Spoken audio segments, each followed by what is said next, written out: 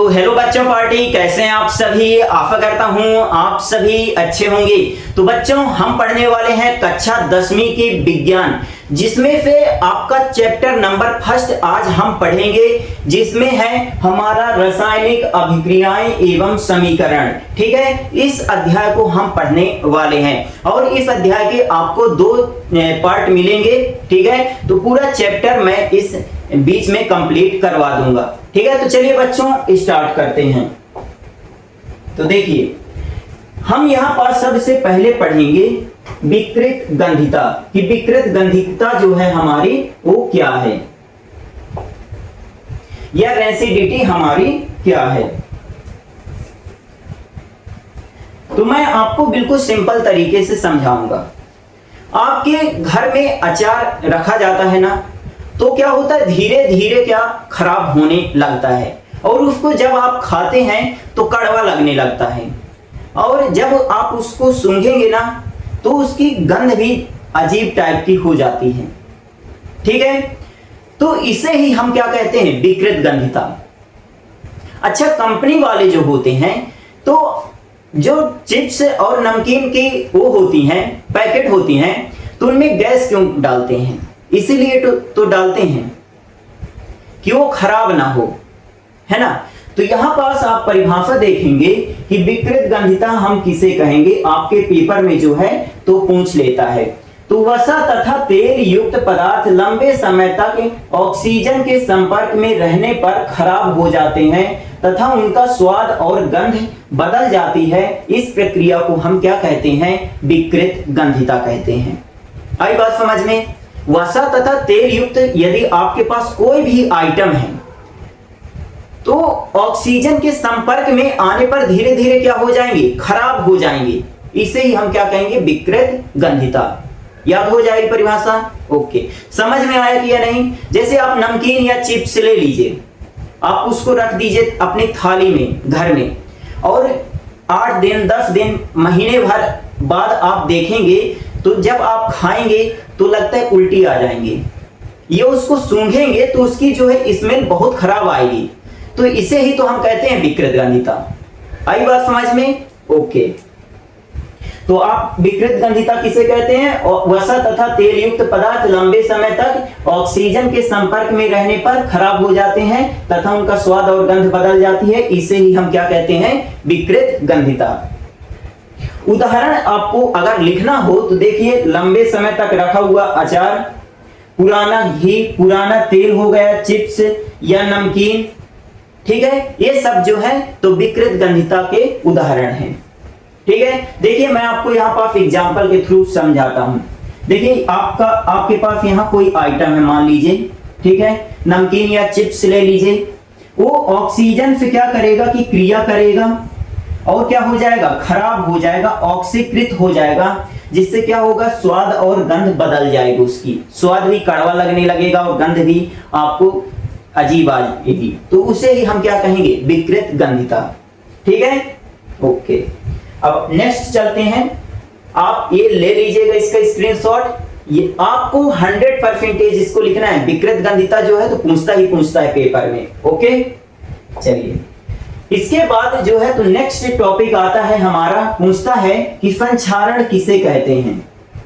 संक्षारण किसे कहते हैं, तो मैं आपको एग्जांपल के द्वारा पहले समझाता हूं। आप एक लोहे की छड़ लीजिए और उसको छत पर फेंक दीजिए, तो उसमें धूप पड़ेगी, जब बरसात होगी तो पानी भी पड़ेगा। तो आप देखेंगे धीरे धीरे लोहे की जो वस्तु, जो छड़ आप फेंके हैं, तो उसमें भूरे कलर की पपड़ी जम जाएगी, है ना, और उसको आप यदि तोड़ेंगे तो टूट भी जाएगी, है ना। तो इसे ही हम क्या कहते हैं, संक्षारण कहते हैं। आई बात समझ में। तो यही हमारी परिभाषा लिखी हुई है। पहले हम लिखेंगे कि संक्षारण किसे कहते हैं। जब धातुएं ऑक्सीजन तथा नमी के संपर्क में आती हैं तो धीरे धीरे खराब होने लगती हैं। इस प्रक्रिया को हम क्या कहते हैं, संक्षारण कहते हैं या कोरोजन कहते हैं। बन जाएगा ना। कोई भी धातु लोहे की लीजिए और वो ऑक्सीजन तथा नमी के यदि संपर्क में आएगी तो धीरे धीरे वो क्या होने लगेगी, खराब होने लगेगी। इसे ही संक्षारण कहते हैं। ठीक है। अब देखिए उदाहरण आप लिखिएगा, सेकंड नंबर उदाहरण। तो देखिए मैं आपको उदाहरण बताता हूं। चांदी की पायल होती है ना, तो काली पड़ जाती हैं। 10 दिन 15 दिन 1-2 महीने पहनने के बाद वो धीरे धीरे क्या होती हैं, काली पड़ जाती हैं। तो उनका भी यहां संक्षारण होता है। आई बात समझ में? ओके। लोहे पर जंग लगना, मैं आपको एग्जांपल दिया ना कि आप छड़ फेंक दीजिए छत में और वो सड़ जाएगी, भूरे कलर की पपड़ी वो छोड़ेगी, तो उसे ही हम क्या कहते हैं, लोहे पर जंग लगना। ठीक है, तो ये दोनों उदाहरण हो गए। आपसे जो है तो जंग का सूत्र पूछ लेता है पेपर में, तो ये है जंग का सूत्र। देखिए हमारा जो लोहा है वो ऑक्सीजन से क्रिया करेगा, तो यहां बना लेगा Fe2O3 into XCH2O। ठीक है, तो ये हमारा जंग का सूत्र है। आई बात समझ में? ये हमारा जंग का सूत्र है, तो ये हमेशा आपको याद में रखना है कि जंग का सूत्र क्या होता है, तो Fe2O3 into XCH2O। तो परिभाषा लिखेंगे, उदाहरण लिखेंगे, फिर इसको लिख दीजिएगा। ठीक है, फिर थर्ड नंबर, संक्षारण के दुष्प्रभाव क्या हो सकते हैं। तो देखिए पुल आपकी खराब हो जाएंगी, है ना, पुल खराब हो जाएंगी। दूसरा नंबर, जो कार के पुर्जे होते हैं तो वो भी खराब हो जाते हैं। और यहां पास देखिए लोहे की मशीनें होती हैं तो वो भी खराब हो जाती हैं। पाइप हमारे क्या होती हैं, खराब हो जाती हैं, वो भी टूटने उठने लगती हैं। ठीक है, तो ये सब संक्षारण के दुष्प्रभाव हैं। आई बात समझ में? देखिए यहां पर संक्षारण कैसे होता है, मैं आपको चित्र के द्वारा समझाने की कोशिश किया। लोहा आप ले लीजिए एकदम स्वच्छ नया एकदम, ठीक है, और उसको आप छत में फेंक दीजिए, तो उससे ऑक्सीजन टकराएगी और नमी पानी भी उसमें पड़ेगा, तो क्या हो जाएगा, इस तरह का कुछ भूरे कलर की उसमें पपड़ी जम जाएगी। तो इसे ही तो संक्षारण कहते हैं। ठीक है, तो देखिए यहां पास जंग का जो है तो सूत्र पूछा है। ठीक है, तो बन जाएगा ना जंग का क्या सूत्र होता है। ठीक है, इसके बाद जो है तो फोर्थ नंबर में संक्षारण से आप कैसे बच सकते हैं, क्या क्या आप कर दें कि आप संक्षारण से बच जाएं। मैं अगर होता ना तो सबसे पहले पेंट कर देता। ठीक है, उसके बाद यदि मेरे पास पेंट नहीं है तो मैं क्या करता, जिंक की परत चढ़ा देता उसके ऊपर। ठीक है, बस मेरे से दो ही ऑप्शन बनते। तो मैं यहां पास क्या करता, सबसे पहले पेंट करता। तो आप पेंट करना हेडिंग डालेंगे, उसके बाद लिख देंगे कि धातु की सतह पर पेंट की परत चढ़ाने से वायु और नमी के बीच संपर्क नहीं हो पाता। जैसे मेरे पास एक वस्तु है ना लोहे की, और इसमें मैं क्या करूंगा, पेंट कर दूंगा, तो क्या होगा, ये लोहे की छड़ जो है सीधे संपर्क में नहीं आ पाएगी, किसके, नमी के, तो जिससे खराब नहीं होगी। ठीक है, क्योंकि पेंट जो होता है वो एक परत का काम करता है। ठीक है, इसके बाद यसद लेपन आप कर देंगे। अब वो यहां एक प्रश्न बनता है बच्चों कि यसद लेपन किसे कहते हैं। तो यदि हम लोहे पर जस्ता जिंक की परत चढ़ाते हैं तो उसे ही हम क्या कहते हैं, जिससे लोहे का संक्षारण रुक जाता है, जिसे हम क्या कहते हैं, यसद लेपन।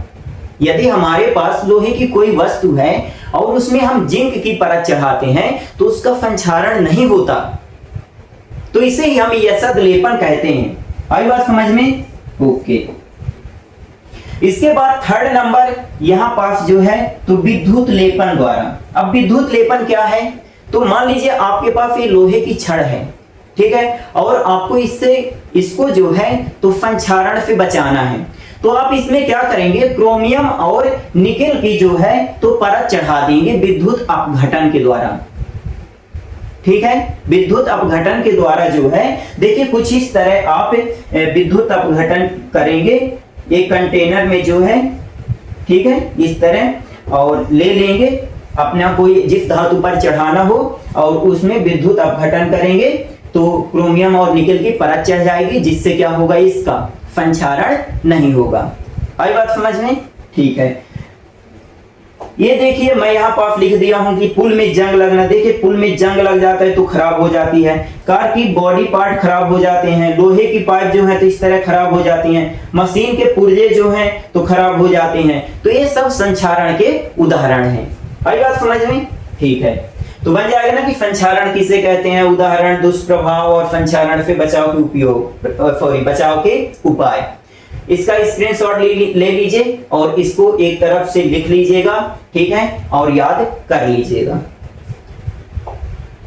इसके बाद आगे चलते हैं। इसके बाद बच्चों आपसे यहां प्रश्न पूछ लेता है कि रासायनिक अभिक्रिया हम किसे कहेंगे। तो बहुत ही आसान तरीके से मैं आपको यहां समझाने वाला हूं। तो देखिए, जब किसी अभिक्रिया में दो या दो से अधिक पदार्थ आपस में क्या करें, अभिक्रिया करें और एक या एक से अधिक नए पदार्थ का निर्माण करें तो हम उसे क्या कहेंगे, रासायनिक अभिक्रिया। अब रासायनिक अभिक्रिया में क्या होता है बच्चों कि अभिक्रिया के पहले जो पदार्थ के गुण थे वो अभिक्रिया के बाद में जो पदार्थ के गुण थे वो अलग अलग हो जाएंगे। जैसे देखिए मैं आपको एग्जांपल के द्वारा समझाता हूं। आप ले लीजिए कागज, और कागज को आप जला दीजिए तो देखिए यहां पास हमारा क्या बनेगा, राख बनेगी प्लस ऊष्मा बनेगी कि नहीं, और प्लस क्या बनेगा, प्रकाश भी हमें मिलेगा, और प्लस CO2 भी हमें मिलेगी, और जल वाष्प भी हमारी यहां पास बनेगी। तो देखिए जब हम कागज को जलाए तो इतने सारे पदार्थों का यहां पास निर्माण हुआ ना। तो देखिए अब यहां पास राख के जो गुण होंगे वो कागज के गुण से अलग होंगे कि ना होंगे, आप ही बताइए। कागज के जो गुण होंगे वो राख के गुण से अलग होंगे कि ना होंगे। तो यहां पास क्या हुआ, हमारा रासायनिक परिवर्तन हुआ, और इसी को क्या बोलते हैं, रासायनिक अभिक्रिया। ठीक है, तो यही मैं लिखा हूं बच्चों कि जब दो या दो से अधिक पदार्थ आपस में अभिक्रिया करके एक या एक से अधिक नए पदार्थ बनाता है, एक या एक से अधिक पदार्थ बनाता है, तो उसे हम क्या कहेंगे, रासायनिक अभिक्रिया। और रासायनिक अभिक्रिया में क्या होता है कि रासायनिक गुण और भौतिक गुण जो होते हैं प्रारंभिक पदार्थों से क्या होते हैं, अलग अलग होते हैं। मतलब कि कागज के गुण और राख के गुण यहाँ पास जो है तो अलग अलग हैं। और एग्जाम्पल के द्वारा मैं आपको समझाता हूं। देखिए आप दूध ले लीजिए, दूध में आप लैक्टोबैसिलस जीवाणु मिला दीजिए तो रासायनिक अभिक्रिया होगी। अब इसमें जो है तो क्या होगा, लैक्टोज शर्करा दूध में पाई जाती है, ठीक है, तो किस में बदल जाएगा, धीरे धीरे दही में बदल जाएगा दूध हमारा। अब देखिए जब हमारा दही में बदल गया तो दही के गुण और दूध के गुण क्या होंगे, अलग अलग होंगे कि ना होंगे ना। तो यहां पास क्या हुआ, हमारी रासायनिक अभिक्रिया हुई। आई बात समझ में? थोड़ा यहां ध्यान दीजिए बच्चों, रासायनिक अभिक्रिया में जो भी पदार्थ भाग लेते हैं उसे हम क्या कहते हैं, अभिकारक। और अभिक्रिया के बाद जो हमारे नए पदार्थ बनेंगे उसे हम क्या कहेंगे, उत्पाद। जैसे हमारा यहाँ पास एक कागज क्या था, अभिकारक था, और इतने सारे जो ये बने नए पदार्थ तो इन्हें हम क्या कह देंगे, उत्पाद कह देंगे। ठीक है, आई बात समझ में? ओके, चलिए अब नेक्स्ट। तो ये रासायनिक अभिक्रिया क्या है आपके समझ में आ गई होगी कि जब दो या दो से अधिक पदार्थ आपस में अभिक्रिया करेंगे तो कोई नया पदार्थ बनेगा। एक से अधिक, एक हो सकता है, दो हो सकता है, तीन हो सकता है, चार हो सकता है, एक से अधिक नए पदार्थ बनेंगे। ठीक है, तो जिनके रासायनिक गुण और भौतिक गुण जो होते हैं पहले वाले पदार्थ से, अभिक्रिया के पहले जो पदार्थ था उससे क्या होंगे, अलग अलग होंगे, तो उसे हम क्या कहेंगे, रासायनिक अभिक्रिया। ठीक है, इतनी बात आई समझ में? ओके, चलिए आगे चलते हैं। फिर पूछ लेता है आपसे भौतिक परिवर्तन हम किसे कहेंगे। तो देखिए जब किसी पदार्थ में ऐसा परिवर्तन हो कि पदार्थ के केवल आकार में परिवर्तन हो, अवस्था में परिवर्तन हो, रंग में परिवर्तन हो जाए तो इसे हम क्या कहेंगे, भौतिक परिवर्तन। आपके अभी समझ में नहीं आया होगा। जैसे देखिए आप ले लीजिए बर्फ, और बर्फ को क्या करिए, थोड़ा सा ऊष्मा दे दीजिए तो किस में बदल जाएगा, पानी में बदल जाएगा ना। तो यहां पास क्या हुआ, भौतिक परिवर्तन। मतलब कि यहां पास जो था क्या अवस्था बदल गई, ठोस से किस में बदल गया, द्रव में बदल गया। ठीक है, पानी को यदि आप गर्म कर देंगे तो किस में बदल जाएगा, भाप में बदल जाएगा। मतलब कि हम यहाँ पास क्या किए, ऊष्मा थोड़ा सा दे दिए तो किसमें, भाप में बदल गया। तो मतलब यही कहना चाहता है कि जिस परिवर्तन में किसी पदार्थ के केवल भौतिक गुण जैसे आकार, आकृति, रंग, अवस्था आदि बदलते हैं लेकिन कोई नया पदार्थ नहीं बनता। आप बोल दें कि बर्फ जो है हमारा किस में बदल जाए, लोहा में, तो ऐसा पॉसिबल हो सकता है। बर्फ जो है तो पानी में ही बदल सकता है और पानी जो है बर्फ में बदल सकता है ना, लेकिन कोई नए पदार्थ का निर्माण नहीं होता। तो उसे ही हम क्या कहते हैं, भौतिक परिवर्तन। अब देखिए भौतिक परिवर्तन में क्या क्या होता है विशेषताएं, कोई नया पदार्थ नहीं बनता है, ठीक है, और पदार्थ की रासायनिक संरचना भी नहीं बदलती, ठीक है। अधिकांश भौतिक परिवर्तन वापस भी किए जा सकते हैं, जैसे बर्फ है पानी में बदल दें, अब पानी को यदि हम चाहें तो बर्फ में भी बदल सकते हैं। तो यहां पास क्या हुआ, हमारा भौतिक परिवर्तन हुआ। बात हुई क्लियर, ओके। जैसे देखिए बर्फ का पिघल कर पानी बनना, ये हमारा क्या है, भौतिक परिवर्तन। पानी का उबलकर भाप में बनना, ये भी हमारा क्या है, भौतिक परिवर्तन। कागज को फाड़ना, अब देखिए कागज को फाड़ रहे हैं तो कुछ क्या हो रहा है, उसका आकार भरना बदल रहा है। पूरा A4 साइज का पेपर था, उसको हम बीच से फाड़ दिए तो आकार भरना बदला है ना। कोई पदार्थ थोड़ी बन गया है कि कागज जो है तो उसको फाड़ दिए तो लोहा बन गया, है ना। तो कागज को फाड़ना हमारा क्या, भौतिक परिवर्तन। चीनी का पानी में घुलना भी हमारा क्या है, भौतिक परिवर्तन है। आशा करता हूं कि आपको ये सब चीजें समझ में आ रही होंगी, ठीक है, ओके। तो जिस परिवर्तन में किसी पदार्थ के केवल भौतिक गुण बदलें, जैसे आकार, आकृति, रंग, अवस्था, लेकिन कोई नया पदार्थ नहीं बनता, तो उसे हम क्या कहते हैं, भौतिक परिवर्तन, ठीक है, ओके। चलिए नेक्स्ट चलते हैं। फिर आपसे पूछ लेता है कि रासायनिक परिवर्तन क्या है भाई, रासायनिक परिवर्तन क्या है। तो देखिए ऐसा परिवर्तन जिसमें पदार्थ, जिसमें एक या एक से अधिक नए पदार्थ बने, है ना, एक या एक से अधिक नए पदार्थ बने, और जो नया पदार्थ हमारा बनेगा उसके भौतिक गुण और रासायनिक गुण पहले वाले पदार्थ से क्या हों, अलग अलग हों, तो उसे हम क्या कहेंगे, रासायनिक परिवर्तन। आप थोड़ा यहां समझिएगा, जैसे आप कागज ले लीजिए, ठीक है, कागज को हम जलाए तो क्या बना, राख बना, कार्बन डाइऑक्साइड हमें मिलेगी, जल वाष्प मिलेगी, और साथ में ऊष्मा भी मिलेगी, और साथ में प्रकाश भी मिलेगा कि ना मिलेगा, मिलेगा ना, ठीक है। अब देखिए इतने सारे नए पदार्थ हमें मिल गए। अब देखिए राख के जो भौतिक और रासायनिक गुण होंगे वो कागज के गुण से क्या मिले जुलेंगे, नहीं ना। तो अभिक्रिया के बाद जो हमारा नया पदार्थ बनेगा उसके भौतिक और रासायनिक गुण पहले वाले पदार्थ से क्या हों, भिन्न हों, तो इसे हम क्या कहते हैं, रासायनिक परिवर्तन। जैसे आप लकड़ी जला दीजिए तो राख बनेगी हमारी, कार्बन डाइऑक्साइड, जल वाष्प, ऊष्मा, प्रकाश, ये सब हमारा बनेगा, है ना। तो यहाँ राख के गुण और लकड़ी के गुण अलग अलग होंगे, तो इसे ही हम क्या कहेंगे, रासायनिक परिवर्तन। देखिए जब किसी पदार्थ में ऐसा परिवर्तन हो जिससे एक या एक से अधिक नए पदार्थ बनते हों तथा नए पदार्थ के रासायनिक और भौतिक गुण जो है मूल पदार्थ से, मतलब कि अभिक्रिया के पहले जो पदार्थ के गुण थे वो क्या हो, भिन्न हो उससे, अभिक्रिया के बाद जो पदार्थ बना था उसके गुण मूल पदार्थ से क्या हो, भिन्न हो, तो उसे हम क्या कहते हैं, रासायनिक परिवर्तन, ठीक है। सॉरी, देखिए इसमें क्या होता है, रासायनिक परिवर्तन की विशेषताएं यदि आपको लिखने के लिए बोल दिया जाए तो नया पदार्थ हमारे यहां पास बनेंगे, ठीक है। सॉरी, नया पदार्थ बनेगा कि नहीं, पदार्थ के रासायनिक गुण बदल जाते हैं, पदार्थ के जो रासायनिक गुण होंगे वो बदल जाएंगे। यह परिवर्तन सामान्यतः अपरिवर्तनीय होता है, मतलब कि यदि आप लकड़ी को जला दिए हैं तो क्या उसको फिर से हम लकड़ी नहीं बना सकते। जैसे लकड़ी से यदि हमारी राख बन गई है तो राख से हम लकड़ी नहीं बना सकते, ठीक है, अपरिवर्तनीय होता है। इसमें ऊष्मा, प्रकाश, गैस तथा अवक्षेप बन सकता है। आई बात समझ में, ठीक है।